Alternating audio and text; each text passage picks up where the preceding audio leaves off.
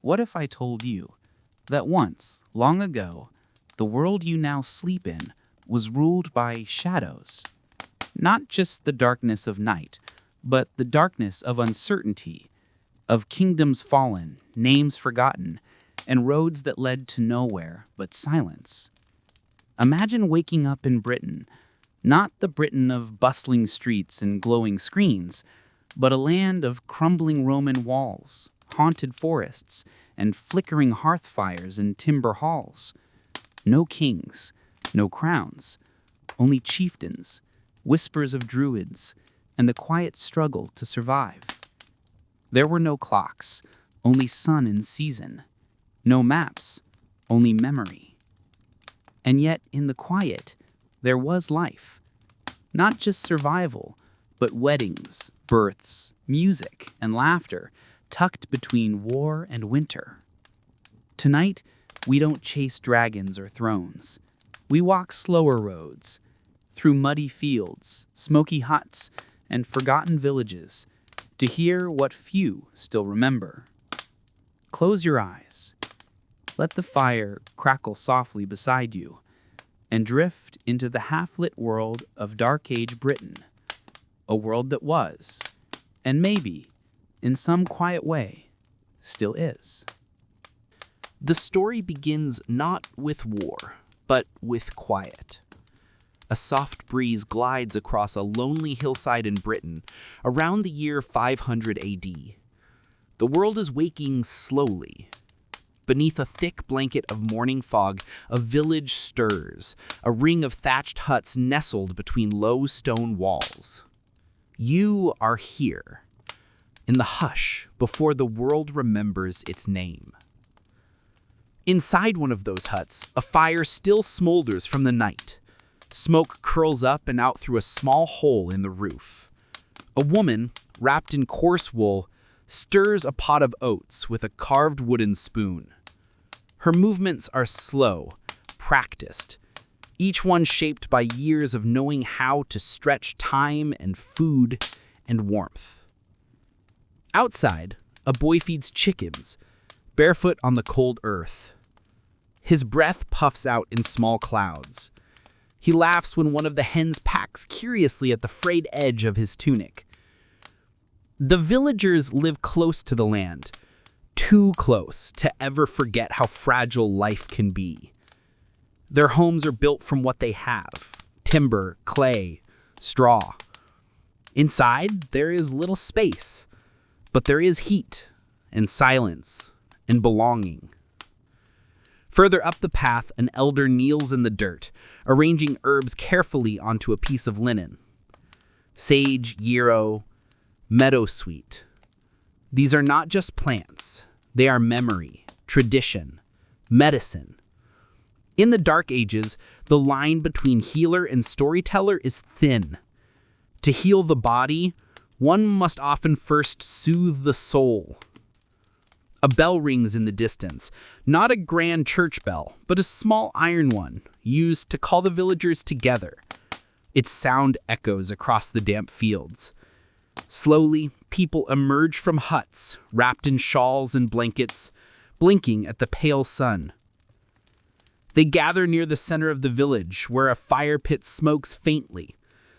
A man with a gray beard stands near it, his hands clasped. He speaks in a low voice, not commanding, but calming. He speaks of the season's coming challenges, of frost and sickness and wolves, but his voice is steady. They have survived before. They will survive again.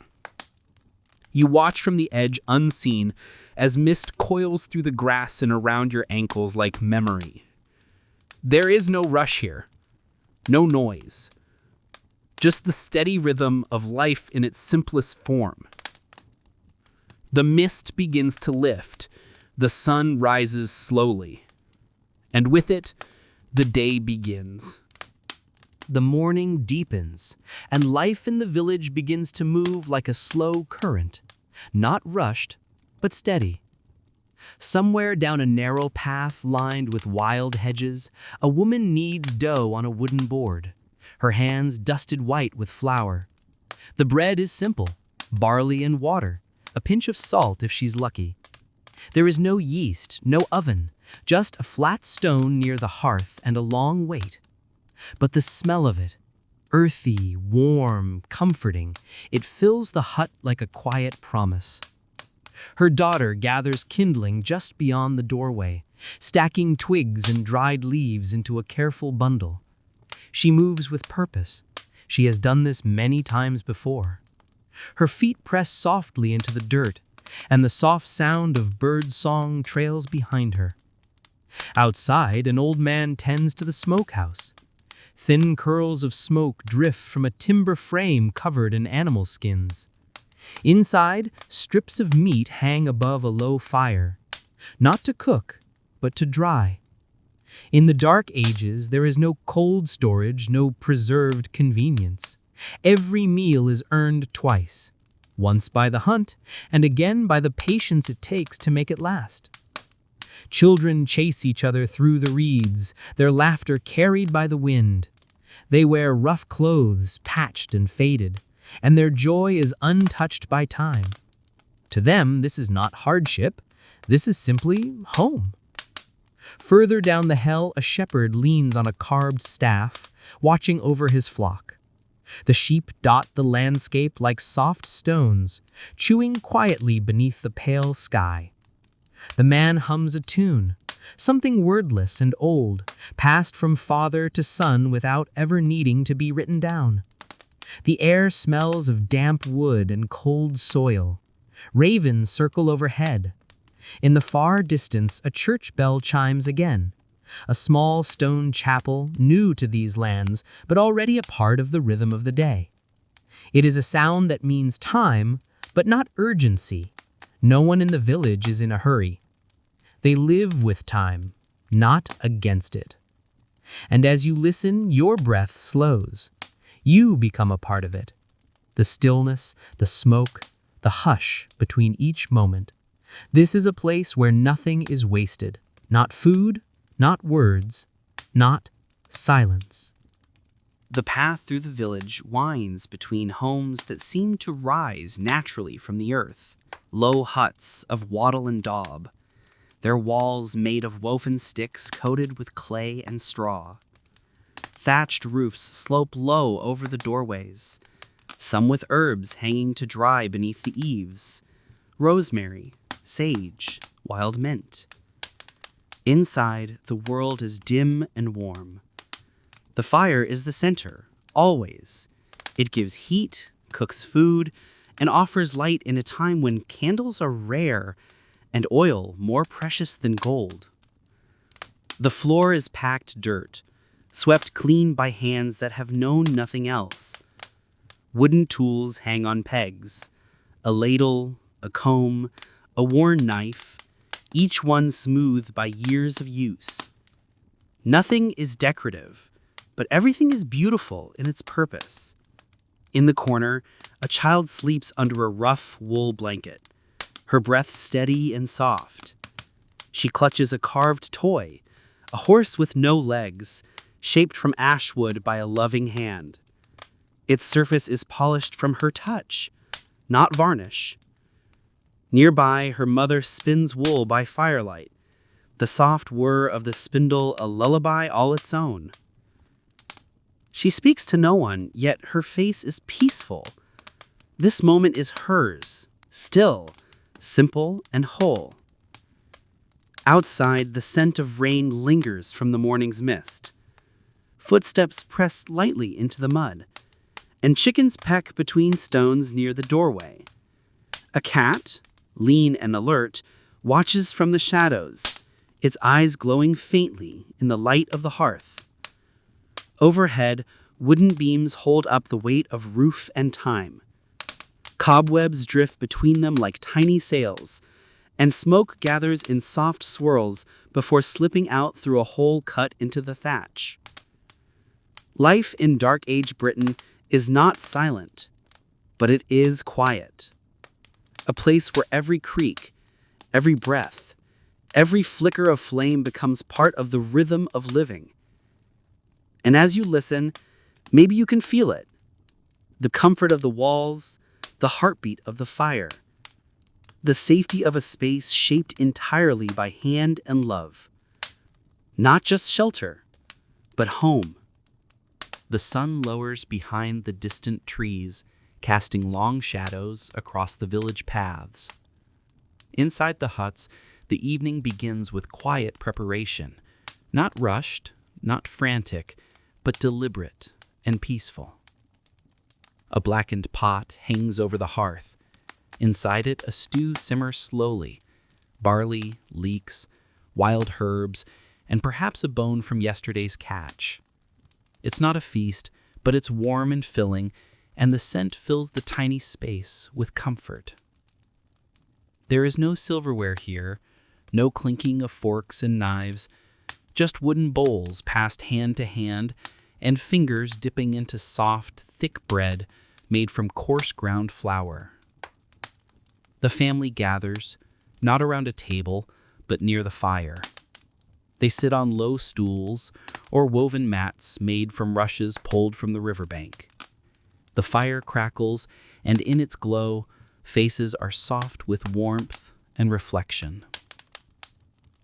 Outside, the world grows darker. A cow lows in the distance. A dog barks once, then falls quiet. The sounds of the day have faded, leaving only the hush of fire and breath. Someone tells a story, an old one passed down from grandmother to mother to child. It's not written anywhere. It lives in memory, in rhythm, in voice. A tale of a giant who built the hills, or of a star that fell to earth and became a king. The youngest listens with wide eyes. The oldest smiles with her eyes closed, for she has heard this tale 100 times and still loves every word. The flickering firelight dances across the earthen walls, painting slow-moving shadows. This small hut, simple as it is, becomes a place of magic in the glow, not because of what it holds, but because of what it means. Togetherness, survival, comfort. In Dark Age Britain, food is never taken for granted, nor is warmth, nor company. And so the evening meal becomes a sacred thing, a ritual of nourishment, not just for the body, but for the soul. And outside, as the first stars begin to prick the sky, a hush settles deeper over the land.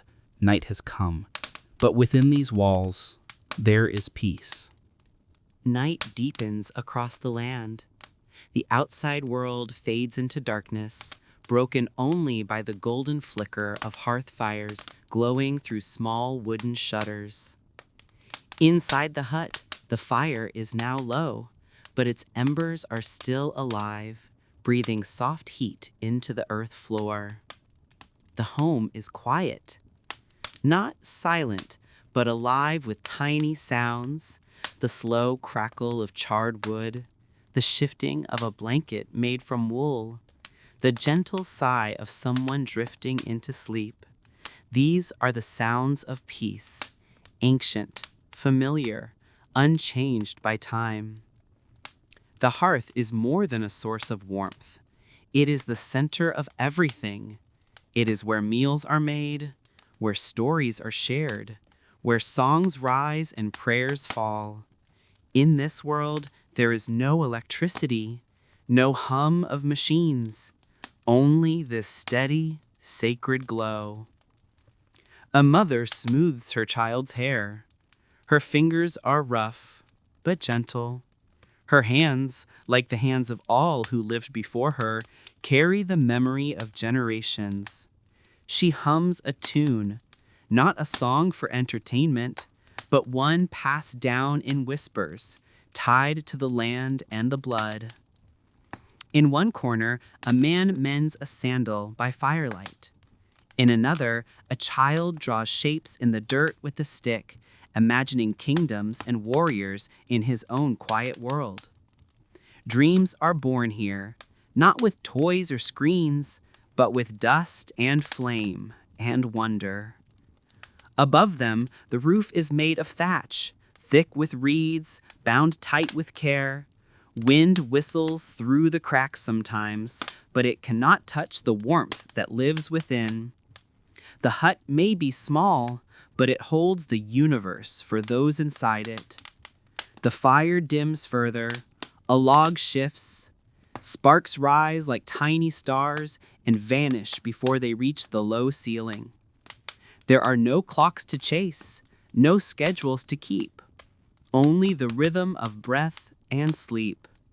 The earth gives rest, the fire gives warmth, and the darkness gives permission to let go. And so slowly, one by one, they drift into silence, into dreams, into the quiet arms of the dark age night. Morning comes gently. There is no rush, no alarm, only the gradual shift from black to gray to soft golden light. Birds begin their song before the first human stirs. The fire is nearly out, but the coals still hold life. A few wisps of smoke curl toward the thatch roof. Outside, mist lies low over the grass, a blanket drawn across the sleeping land. A man steps out of the hut. He is wrapped in wool, his boots damp from the dew.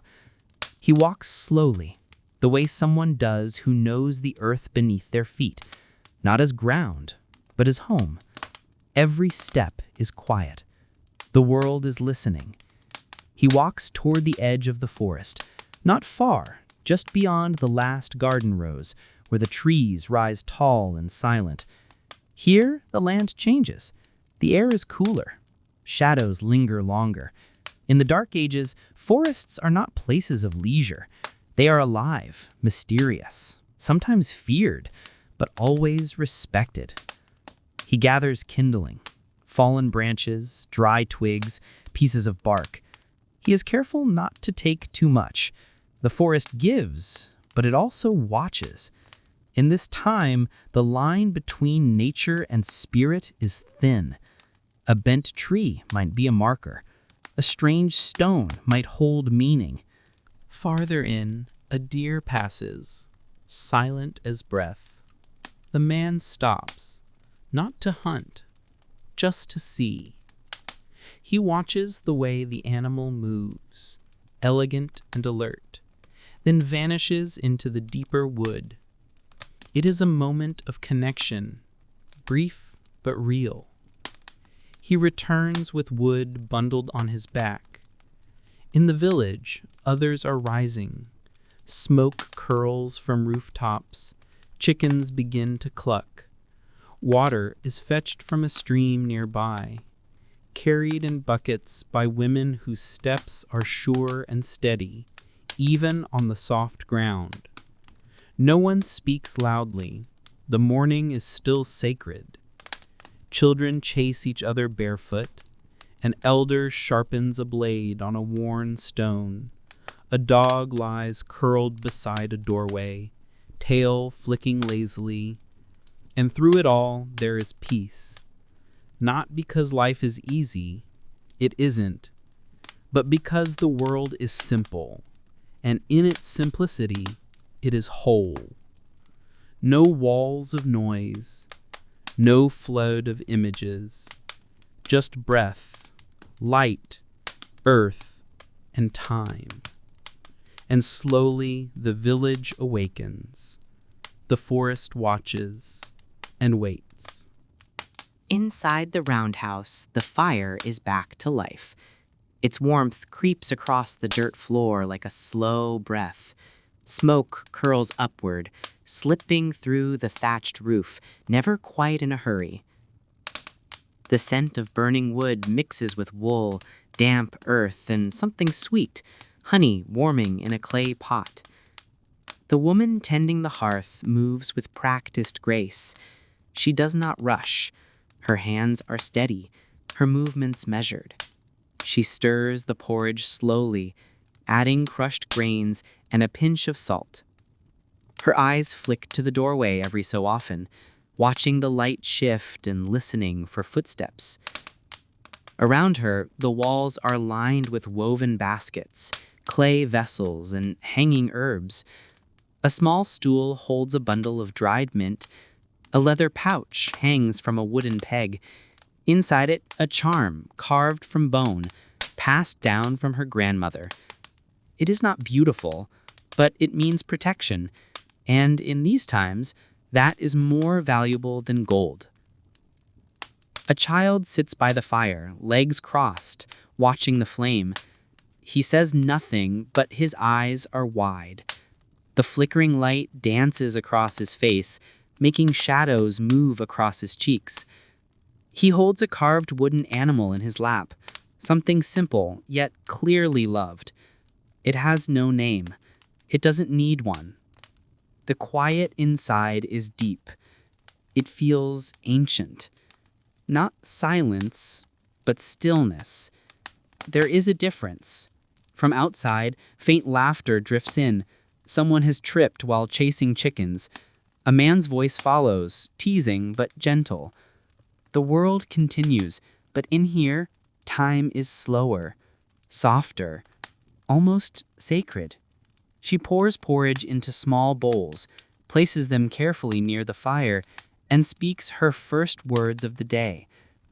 They are simple, kind, not commands, not questions, just presence, an offering of voice in a home where every sound matters. And then they eat, not in silence, but without noise, without clatter, just spoons, just breath, just warmth. In the dark ages, this is what comfort looks like. Not excess, not luxury, but warmth, food, and a roof that holds back the rain. Outside, the world is waking, but here, at the hearth, time drips like honey, slow, golden, and sweet. The sky has softened now, no longer sharp blue, but a gentle gray-blue wash, as if the clouds themselves are thinking of sleep.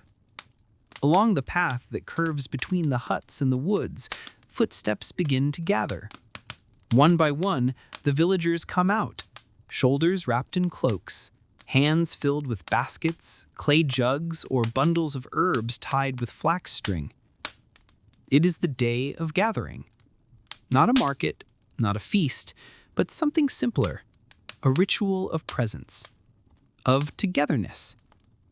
Beneath a cluster of ash trees, at the edge of the village, they meet. Children running ahead, elders walking slow, leaning on carved sticks worn smooth from years of stories. A flat stone serves as a table. Around it, laughter, trading, quiet glances, and long silences that don't need to be filled. Someone brings dried fish, someone else apples so red they glow in the gray light. One woman has woven small dolls from straw. She sets them gently on the ground, as if they were sleeping. The mood is not loud. It is not celebration. It is connectedness, a soft hum of life, where each person is a thread in a much older cloth. A man begins to play a lyre. Its sound quiet, trembling, like the wings of a moth. It doesn't ask for attention. It only exists, gently. His fingers pluck the strings as others begin to sit, cross-legged on the grass, backs against tree trunks, feet in the dirt. One child lays her head in her mother's lap and closes her eyes, not because she is tired, but because the world feels safe. Nearby, an old woman tells a story. Her voice is slow, not grand. It wanders, as if it has all the time in the world. No one interrupts. No one rushes. Because in this village, time is not ruled by bells or hours, but by the feel of the air, the rhythm of the body, and the warmth of each other. The fire is lit low in the center, more smoke than flame. Bread is broken, shared. Not everyone speaks, but everyone is seen. Even in the hardest years, in times of war or hunger, this day would still come. A moment beneath the trees, a sigh of breath, a reminder they are not alone. And so the lyre continues, barely louder than the wind. The smoke drifts into the branches. The children begin to doze, curled beside each other like kittens. And under the ancient ash trees, with roots deep in stories long forgotten, the village rests, together. Dawn has passed, and the sun now sits gently behind a veil of clouds, its warmth filtered, soft as a breath on the back of your hand. Inside one of the village huts, a loom stands near the wall, simple, wooden, upright. It creaks softly as the shuttle passes back and forth, guided by hands that have known this rhythm since girlhood. The woman weaving wears a dress of faded blue, stitched at the sleeves, her fingers calloused but gentle.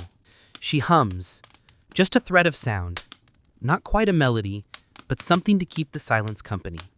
The cloth she's making is for a cloak, not for herself, but for her younger brother, who will soon begin working the outer pastures. It will be heavy enough to block wind, light enough to let him move freely.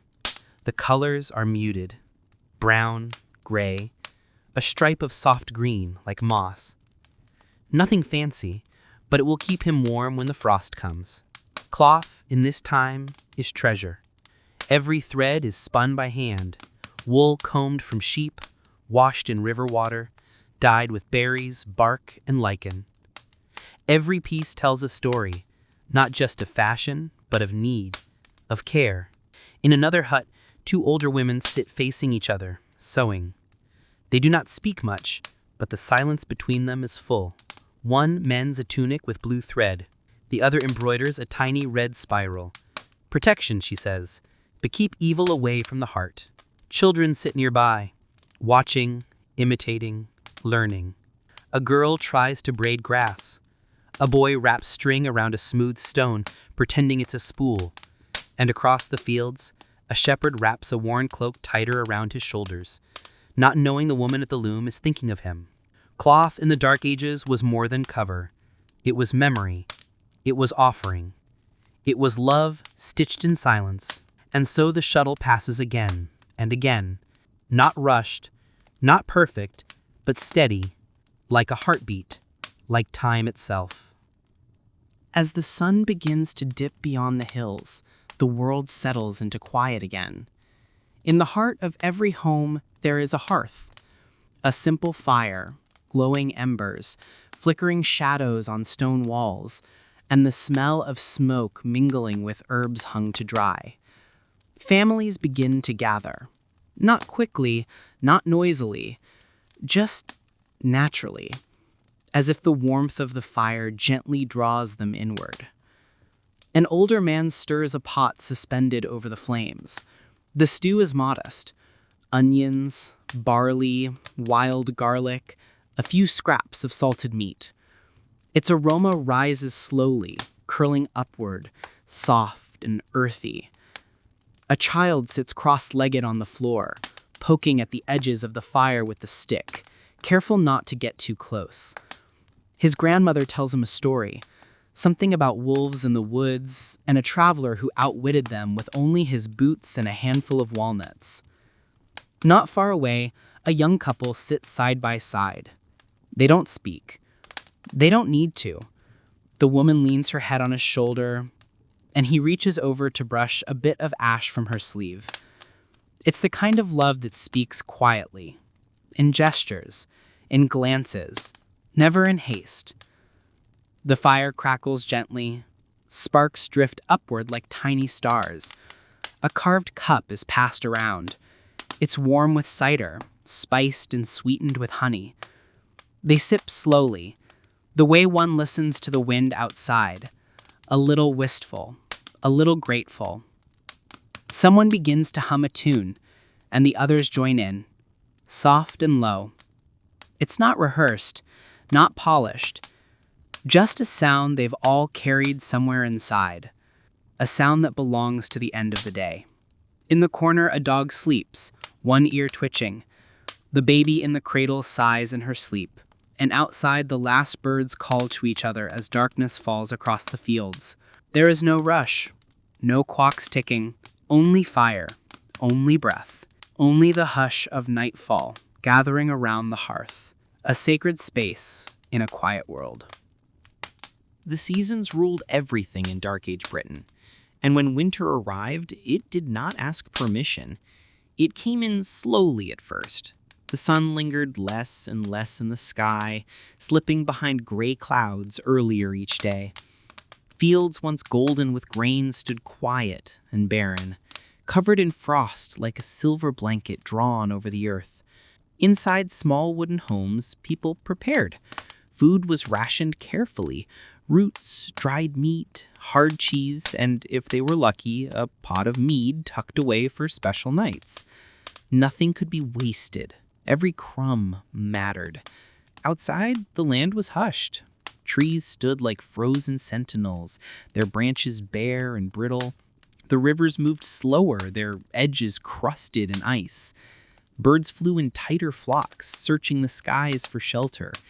Even the wolves kept closer to the shadows, their breath white in the cold air. But winter was not just about hunger. It was about endurance. It was a test of patience, of community. Villagers drew near to each other. Fires were fed with care, and families slept close, sharing warmth, stories, and silence.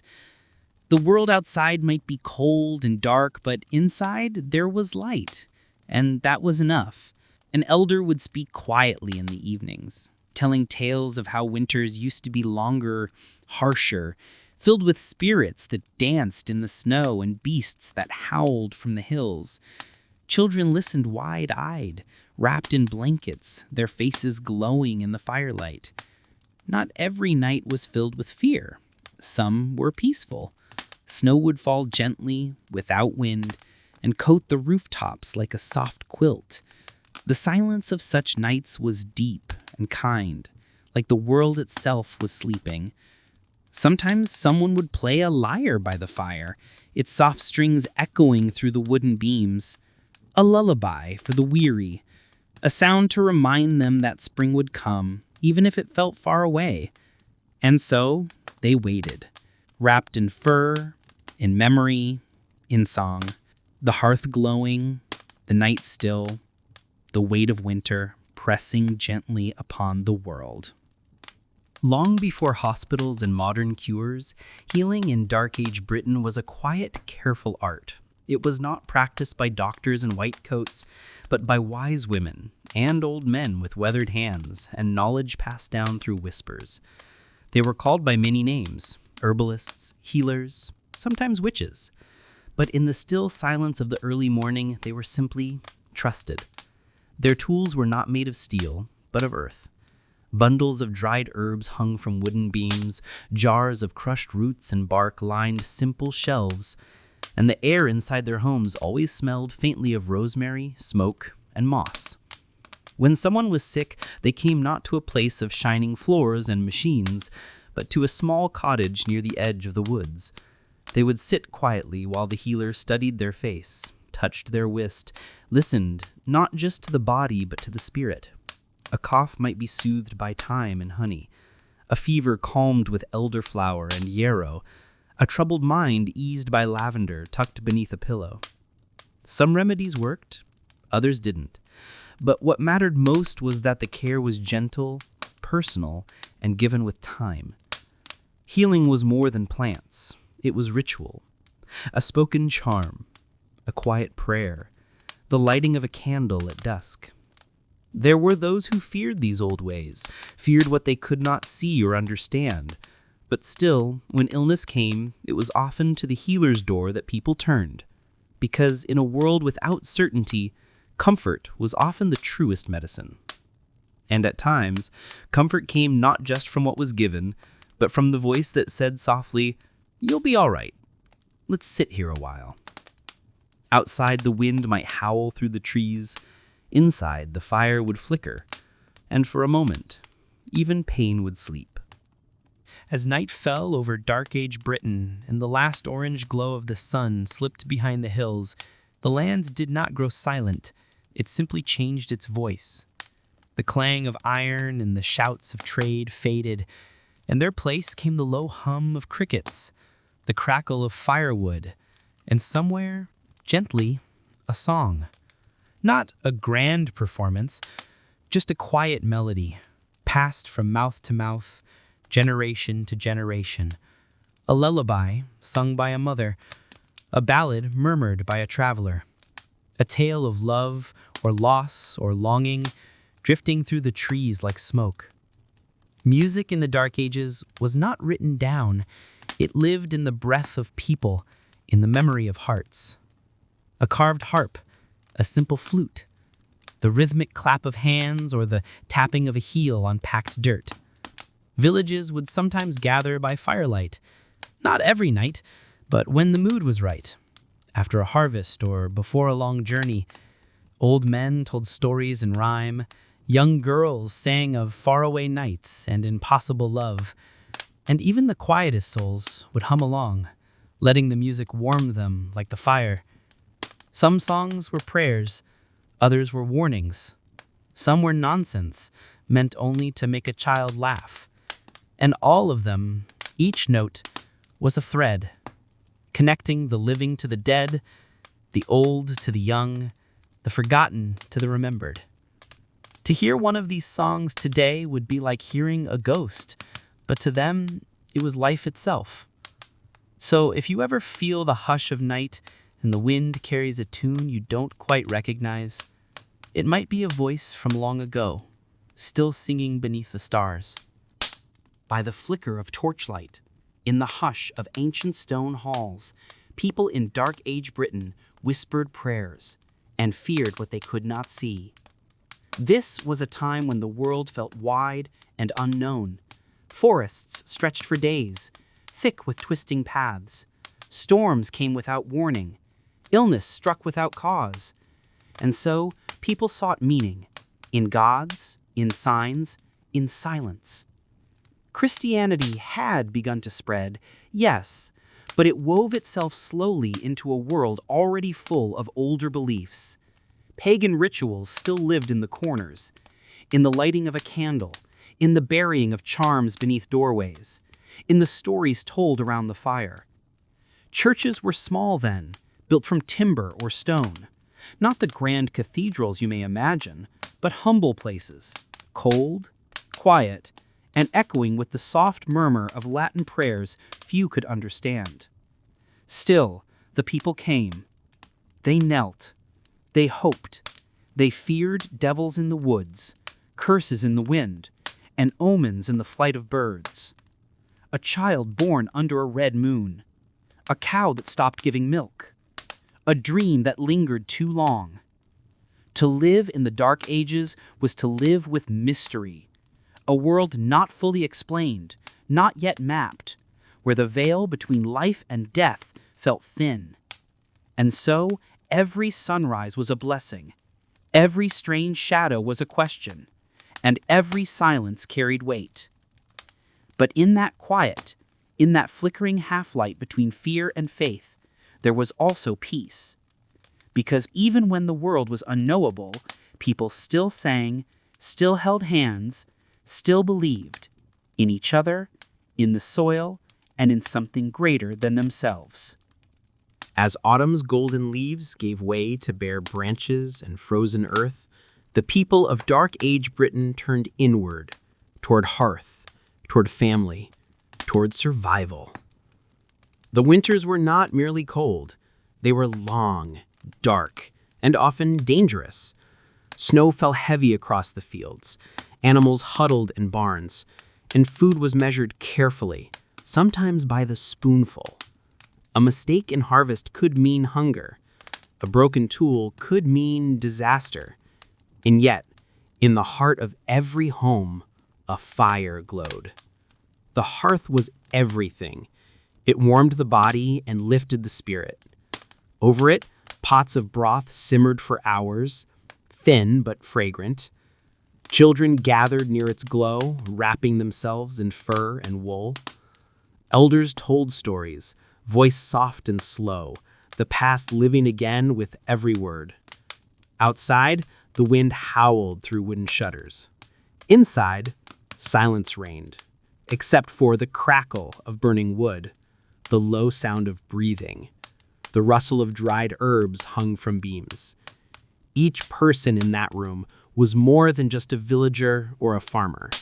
They were part of a long, unbroken line, a people who knew how to wait, how to endure, and how to find warmth in one another. Winters in the Dark Ages were a test of patience, of community. It was when neighbors became closer, when songs were sung not for performance, but for comfort, when the world outside seemed still, and the world inside became everything. And when at last the ice began to melt, when the first green shoots returned to the fields, it was more than spring. It was a kind of rebirth, because they had made it together. In a land where the sun rose slowly through mist and the night stretched long across the hills, belief was not just religion, it was survival. In Dark Age Britain, faith wasn't always found in churches or cathedrals. It often lived in the whisper of wind through trees, in the quiet hush of moss-covered stones, and in the uncertain glance toward the sky when thunder rolled across the moors. Christianity had taken root, yes, but deep beneath it, older beliefs still lingered. Ancient spirits of the forest, rivers that were said to speak, and stones that had watched men come and go for generations. The people carried crosses around their necks, but also tied ribbons to trees for luck. They went to priests for guidance, but still placed bread at the edge of the woods, just in case something old was watching. Monks lived in quiet stone cells, rising before dawn to chant, to write, to pray. They copied holy texts by hand, each letter a prayer. Their monasteries were islands of calm in a world full of chaos. But even in those sacred walls, the outside world crept in. Wolves howling beyond the gates, rumors of raids drifting on the wind, famine knocking at the doors. Villagers, meanwhile, relied on wandering priests and wooden chapels. Services were simple: a candle, a cup, a prayer in Latin no one fully understood. But still, they knelt. Still, they believed. Faith was not about understanding. It was about holding on, to hope, to order, to something greater than hunger, war, and winter. When a child was born, they thanked God. When the crops failed, they prayed harder. And when someone died, which happened often, they lit a candle, whispered a name, and hoped that a better world waited just beyond the veil. In Dark Age Britain, faith wasn't a luxury. It was a shelter, fragile, flickering, but always burning. Even in a time of hardship, when the roads were muddy and uncertain, when the skies hung low with rain and fear, joy still found a way. It slipped into the villages with the sound of flutes carved from bone and fiddles scraped by hand. It lived in voices raised in song, not for performance, but for survival of the spirit. There were no concert halls, no grand orchestras. Instead, there were gatherings under thatched roofs, fires burning low, children huddled close, and a single steady rhythm tapped on a wooden drum. Music was simple, but powerful. A shepherd's pipe played at dusk, echoing across the valley. A woman's hum while kneading bread. A chorus of voices during the spring festivals, as hands joined and feet moved in the soft dirt. The melodies weren't written down. They were passed from mouth to ear, from grandmother to child, from traveler to stranger. They were tunes born of sorrow and resilience, of long winters and sudden joys, of weddings, of harvests, of the rare days when no one went hungry. Sometimes music arrived with the bards, men who wandered from village to village carrying tales wrapped in song. They told stories of ancient heroes, of lost kings, of battles no one living had seen. Their words danced with the crackle of firelight, making even the poorest hut feel rich with memory. Laughter was rare, but when it came, it was real. Children played simple games. A dog barked in the distance. Old men chuckled over shared memories while carving spoons or fixing nets. And above them all, the stars, cold and distant, watched in silence. In a world often shrouded in hardship, joy was quiet. Not the loud, bursting kind, but the soft, slow kind, like a song that lives in the bones long after it's ended. So now, as your eyes grow heavy, imagine that distant music, a single flute under the moonlight, a heartbeat of drums echoing in the hills, a voice, yours perhaps, humming gently as the night folds over the land. Of scribes and secrets, the quiet keepers of knowledge. Amid the noise of battle and the silence of the forests, there were those who lived not by the sword or the plow, but by ink. In a stone room tucked behind monastery walls, a single figure sits hunched beneath a narrow window. Outside, the world is gray and raw, but in here, the flicker of candlelight glows golden over parchment. He is a scribe, one of the quietest people of the Dark Ages, and one of the most powerful. The world around him may be filled with warlords and warriors, but he holds something they cannot grasp: memory. Each letter he writes is careful, deliberate. The ink made from oak galls, the quill trimmed from a goose feather, every word copied from a crumbling older text, preserving stories that would otherwise vanish.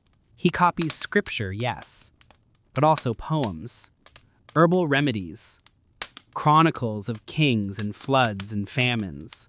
He writes not for fame, but for time. Outside, most of the world is illiterate. Few can even sign their names. But in the monasteries and abbeys, this small army of scribes keeps the flame of knowledge alive. And they do more than copy. Sometimes in the margins of their books, they doodle. Tiny cats chasing mice, little men dancing, a scribe with a bored face, perhaps even himself, drawn between sacred lines. In this quiet world, the past whispers to the future. The voices of Romans, Celts, Saxons, trapped not in battlefields, but in sentences. Now imagine falling asleep with the rustle of parchment, the gentle scratching of a quill, the soft murmur of Latin prayers, and the faint scent of ink, old books, and beeswax candles. You are in the presence of a keeper of stories. And though he may never raise a sword, he protects something just as sacred: the memory of us all. Beyond war and weather, beyond the worry of kings and scribes, life in Dark Age Britain found its truest rhythm in the heart of the village. The village green was not just an open patch of earth. It was a heartbeat, a shared space where stories were told, where disputes were settled, where life gathered in warmth and laughter. Children ran barefoot through the grass, chasing one another until their cheeks were red and their lungs full of joy. Elders sat beneath great oaks, their hands worn from time, offering wisdom in quiet tones as the seasons turned gently overhead. And when the festivals came, how the green was transformed. At Beltane, fires were lit, tall, bright beacons meant to chase away darkness and welcome life and fertility. In the cool of early May, couples would leap over the flames, hand in hand, as musicians played reed pipes and stringed lyres, and dancers twirled in linen skirts and woolen cloaks. There was food, oatcakes baked on flat stones, honeyed mead passed in wooden cups, and stews rich with whatever the earth had offered. Stories were shared by firelight, some true, some stretched by time. And laughter, deep belly-born laughter, rose up like smoke into the star-flecked sky. These festivals were not grand or gilded, but they mattered. They reminded people that even in hard times, joy was a right, not just a reward. For the villagers, the village green was a sacred place, not because it was holy in a religious sense, but because it held memory. It held belonging. So as you rest tonight, picture a gathering of voices in song. Feel the soft grass under your feet, hear the crackle of fire, and sense the calm that only comes from being known, from being home.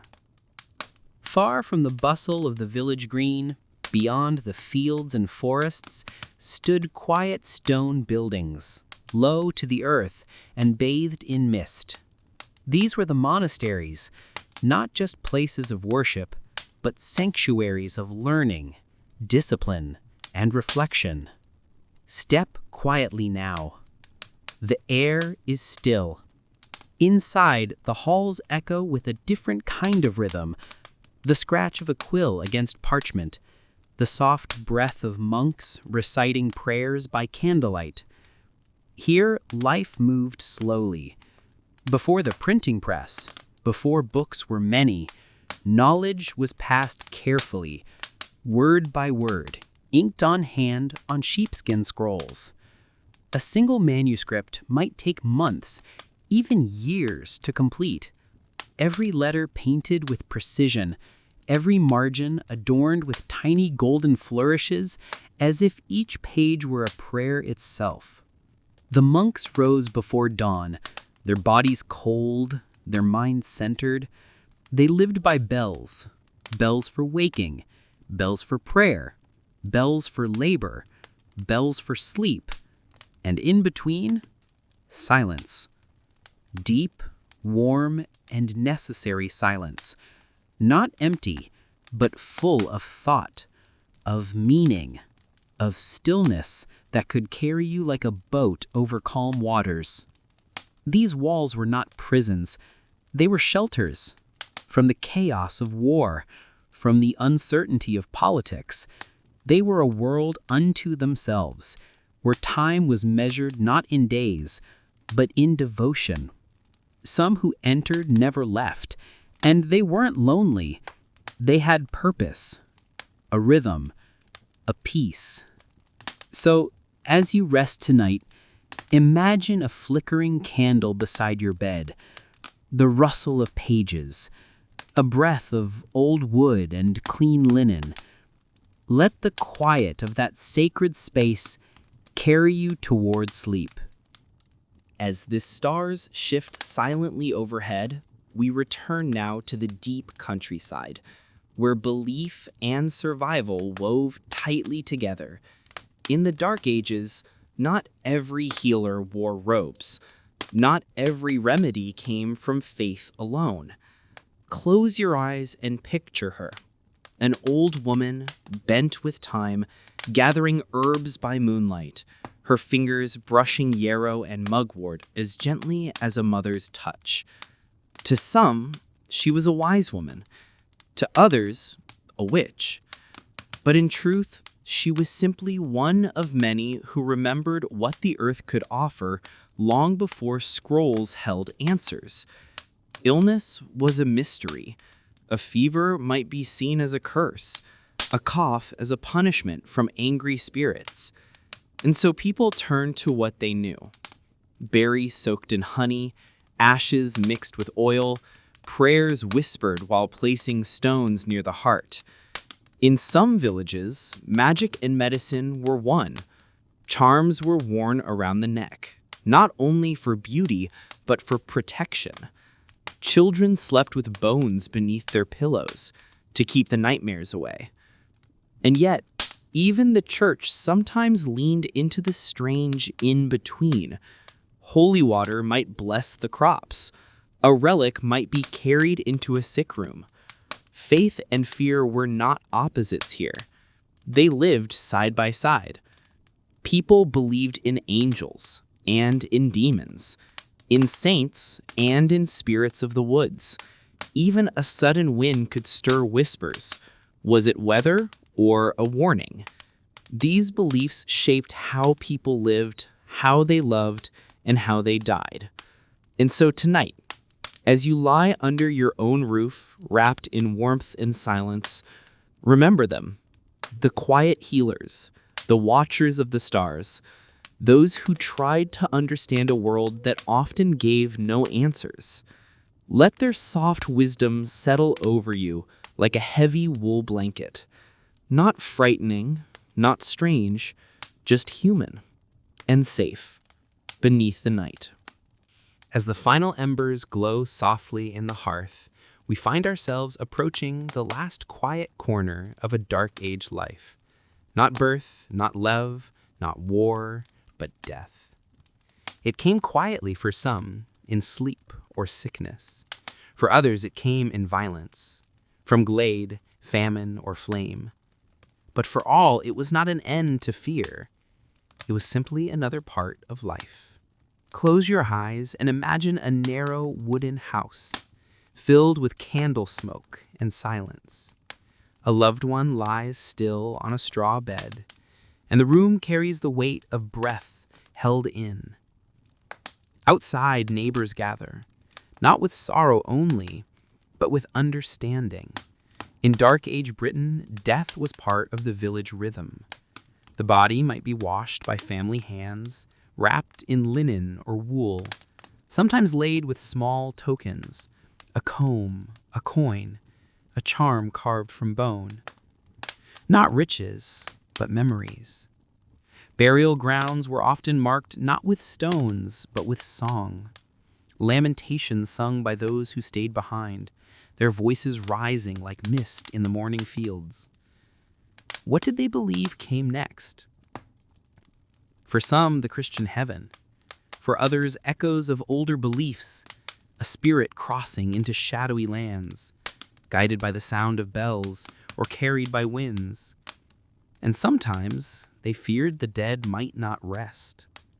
In certain places, the body was bound tightly or buried face down so that it could not walk again. Not from cruelty, but from caution. The veil between life and afterlife was not thick in those days. Still, there was love, deep, quiet love. Mothers wept at cradles. Wives held their husbands' hands until the last warmth faded. Children lit candles for fathers they barely remembered. There were no grand tombs, no stone angels, but there was grief, raw and real. And there was also hope, that the dead watched over them, that memory lived on in stories, in names whispered over fires, in footsteps retraced across the fields. So tonight, as you drift further from the waking world, let your mind rest here, in the arms of time, among those who lived, loved, and quietly passed into legend. By now, the fire has dimmed, its warmth still lingering across stone and skin. Outside, the mist settles in the valley, quiet as breath, soft as memory. We've wandered through a life once lived, in meadows and villages, across battlefields and hearths, through love, war, and waiting. But what happens to a world once it fades? In Dark Age Britain, nothing was truly gone. Stories held the bones of time together. A father's courage passed into a son's name. A mother's lullaby echoed in a grandchild's voice. Even the smallest deeds, mending a tunic, gathering herbs, sharing bread with a stranger, could outlive a body by centuries. No written books, no photographs, just memory, carried from lips to ears, fireside to fireside, night after night. And so, in this quiet hour, you too have become part of that chain. You've stepped into the soft footprints of those who walked long before you, not kings or warriors alone, but ordinary souls who shaped the world with simple, steadfast grace. The Dark Age was not empty. It was not silent. It was alive. And it left behind whispers woven into wind and soil. Tonight, you've heard some of those whispers. Now, let us walk together into the final hush. Thank you for walking this path with dream-woven history. Tonight, you wandered into a forgotten time, a world without lights, without clocks, where life was harsh, yet filled with meaning. You walked among villagers, stood beside silent warriors, and felt the quiet heartbeat of a world far from your own. They lived simply, they loved fiercely, and they dreamed, even in the dark. As the embers fade, know that these stories remain, not just in books or ruins, but in you. Because to remember is to keep something alive. So, breathe deeply.